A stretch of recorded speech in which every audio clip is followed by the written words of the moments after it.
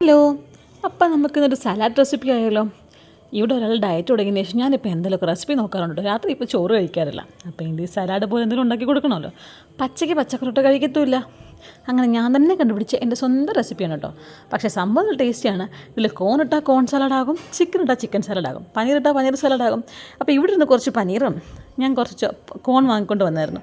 അപ്പോൾ അതും എല്ലാം കൂടെ മിക്സാക്കി ഞാനൊരു സംഭവമാക്കാൻ പോവാണ്. അപ്പോൾ ഇവിടെ ഇരുന്ന പനീർ ഞാൻ അരിഞ്ഞ് വെച്ചു. പച്ചക്കറിയെല്ലാം ഓൾമോസ്റ്റ് സെറ്റാക്കി വെച്ചിട്ടുണ്ട്. നമ്മുടെ ചോളം പുഴുങ്ങി മാറ്റി വെച്ചു. എന്നിട്ട് നമ്മുടെ പനീർ ജസ്റ്റ് ഒന്ന് കുറച്ച് നെയ്ക്കകത്ത് വറുത്തെടുക്കുക കേട്ടോ. എന്നിട്ട് അത് വറുത്തിട്ട് അതിലേക്ക് തന്നെ നമ്മുടെ പച്ചക്കറി ഇട്ടങ്ങ് ജസ്റ്റ് ഒന്ന് സോട്ട് ചെയ്തെടുക്കുക, ആ ഒരു പച്ച ടേസ്റ്റ് മാറാനായിട്ട്.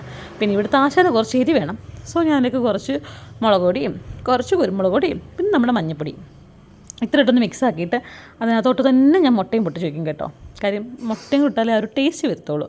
അങ്ങനെ മുട്ടയും പൊട്ടിച്ച് വെച്ച് ജസ്റ്റ് ഒന്ന് മിക്സ് ആക്കിയിട്ട് അതൊന്ന് വെന്ത് വരുമ്പോഴത്തേക്ക് നമ്മൾ അതിനകത്തോട്ട് നമ്മൾ വേവിച്ച് വെച്ച കോണില്ലേ അതും ആ പനീറില്ലേ ഫ്രൈ ചെയ്ത് വെച്ച് ആ പനീറും കൂടെ ഒന്ന് മിക്സ് ആക്കി വെക്കും. അപ്പോഴത്തേക്ക് നമ്മുടെ സംഭവം സെറ്റായി. ഇനി ഞങ്ങളിവിടെ കഴിക്കാൻ പോകാം കേട്ടോ. അപ്പോൾ ശരി, ഓക്കെ, ബൈ ബൈ. നിങ്ങൾക്ക് ഇഷ്ടപ്പെട്ടെങ്കിൽ പറയണേ. കിട്ടാ.